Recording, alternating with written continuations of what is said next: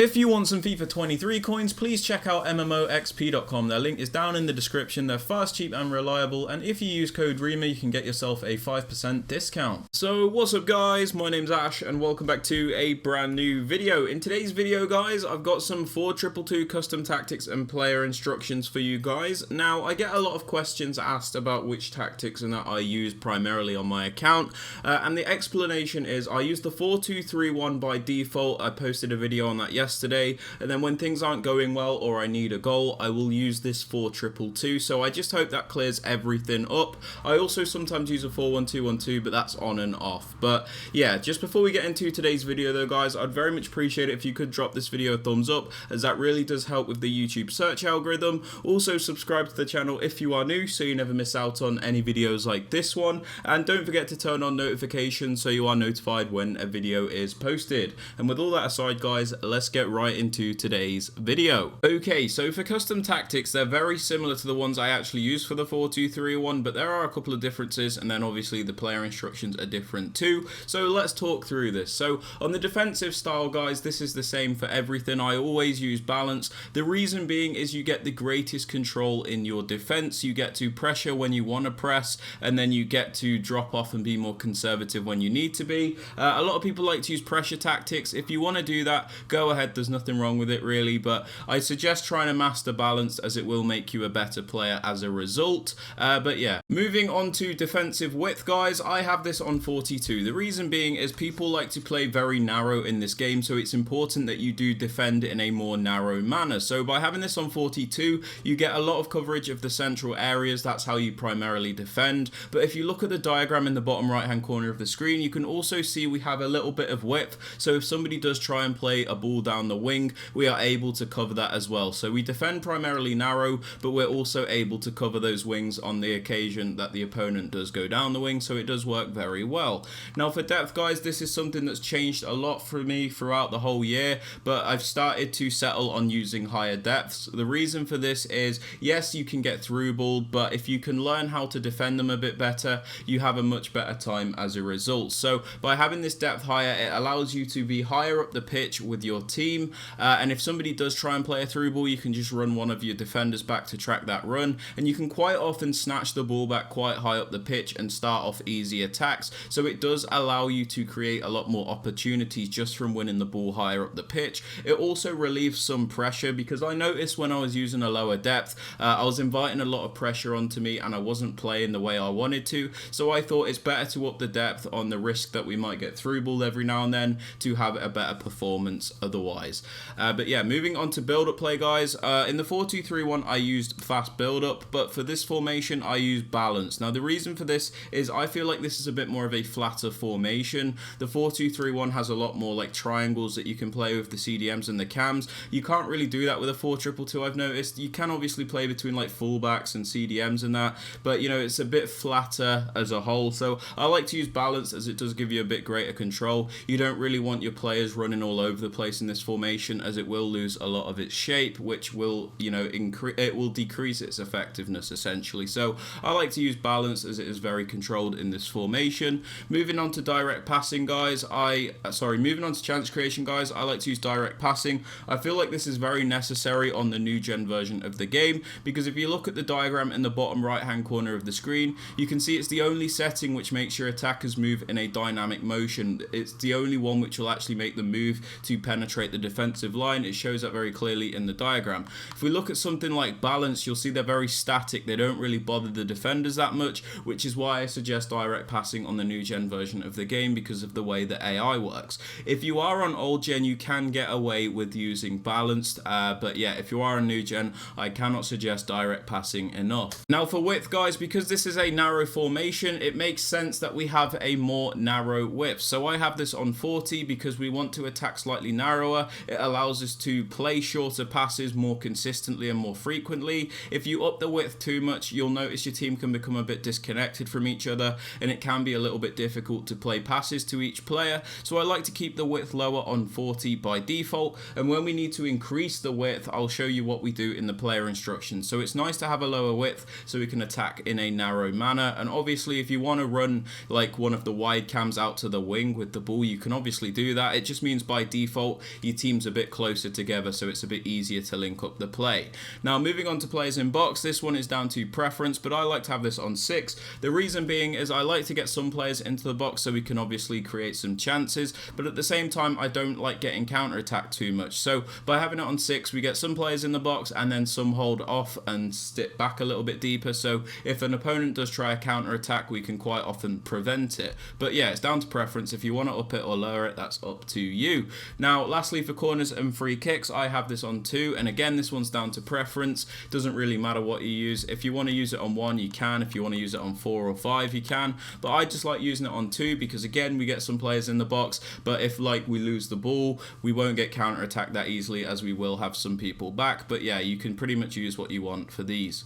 But the players you want to use, guys, because this is a 2-striker formation, you do have a bit more freedom. One thing I say when I use 1-striker formations is that you need a very well-rounded striker, because they need to compensate for the fact that there is only 1 striker instead of 2. This obviously isn't the case in the 4-2-2 as there's 2 strikers, so you do have a bit more freedom. So in the striker positions, just use whoever you're comfortable with using. I'm currently just using Di Maria and Keane because Keane's a bit more of a clinical finisher, you know, with the 5-star weak foot, the great shooting stats, and Di Maria is a bit more technical with the 5-star skills, so I just have that balance in the attack. But if you guys want to use 2 lengthy players, 2 explosive players, or whatever, it's completely up to you because it is a 2-striker formation. Now, moving on to the wide cams, guys, you want to use players that are technical on the ball, players that are agile, players that can obviously cross and shoot. You know, you need them to be very creative players that can do a lot in these positions. High pace is obviously recommended because they are almost like wingers. But yeah, there's not too many requirements for this position. But if you want an added bonus, you can go for a player with a high work rate, because this will make sense with the player instructions. It helps very much defensively, but again, it's not necessary because, for example, Chiesa is a high medium, but if you can get a high player that is still very attacking, like Phil Foden, for example, it will work very nicely. Now, moving on to the 2 CDMs, I suggest having 1 defensive CDM, so I'm using Patrick Vieira. This player is going to stay back in the instructions, but you want like a medium-high work rate in this position because their sole purpose is to defend, so that high defensive work rate is very important, and obviously you don't want them to have a good attacking work rate, as that's not their job. But yeah, medium-high work rate if you can. But for example, this version of Vieira has a medium, but because his defensive stats are very good, it doesn't matter too much. So don't stress too much about the work rates, just make sure his defensive stats are at least very good in this position. If you can get medium high, that is an added bonus. Now, for the other CDM, you want a more box-to-box style player, so I'm using Park Ji-sung. The reason for this is he's got very well-rounded stats. He's got the high work rate, which is crucial for a player that is going to be box-to-box, because when you attack, they're obviously going to be very good going forward because of the high attacking work rate, and when you lose the ball, the high defensive work rate means they're going to transition back. So a high work rate is very important, and a player with well-rounded stats. If you're struggling for coins and you need a cheap player to fill this role, you can use Renato Sanchez's gold card and he'll still work fine. Now, moving on to the fullbacks, guys, you can pretty much use whoever you want, but I'm using 1 more attacking left back and then a more defensive right back. So Hernandez is going to be more attacking, Kyle Walker's more defensive. It's just to create a balance in the defense. But if you wanted to go for 2 defensive players, that's fine. If you wanted to go for 2 attacking players, that's also fine. But I'm going for a bit of a balance. And then lastly, for your centre backs and goalkeeper, they just need to be as meta as possible. I still need to spend some coins on my defense, I'll be honest with you, because Varane and Van Dijk aren't really cutting it now, and Chesney is just in goal for chemistry basically, so yeah, don't worry too much about that.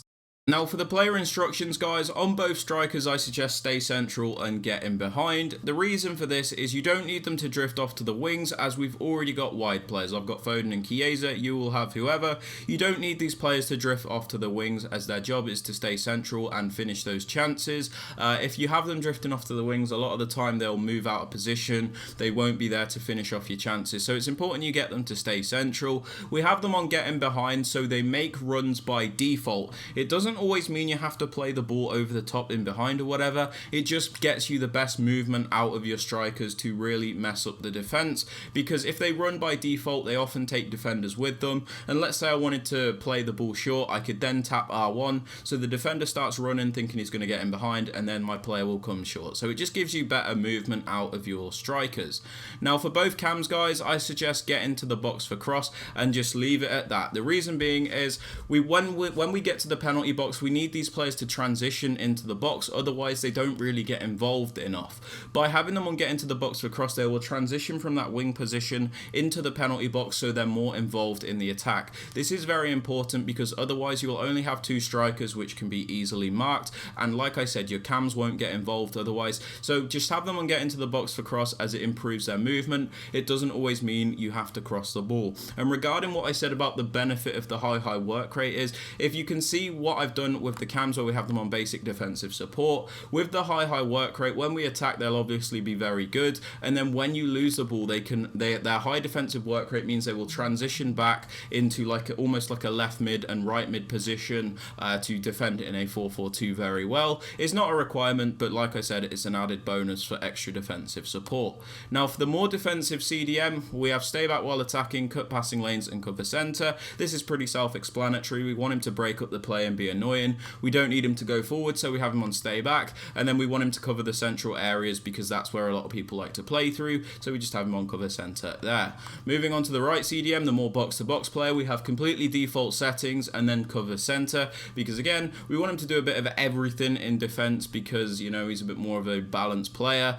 We want him to attack and defend, like I said, with the high work rate, so we have him on balanced attack, and then we have him on cover center because again, we want him to cover those central areas. Moving on to the left back and right back, this is pretty much up to what you use in these positions. So like I said, I've got one more attacking fullback and one more defensive fullback. So my attacking fullback being Hernandez, I have him on balanced attack and overlap. The reason I do this is because, like I said, we've got a lower width in the custom tactics with 40, so by having him on balanced attack and overlap, it actually increases the width in our attack, so we have more options and we have better wide play. So by having him on balanced attack and overlap, it really does aid your attack. But like if your, for example, right back was more attacking, you'd have this instruction on them instead.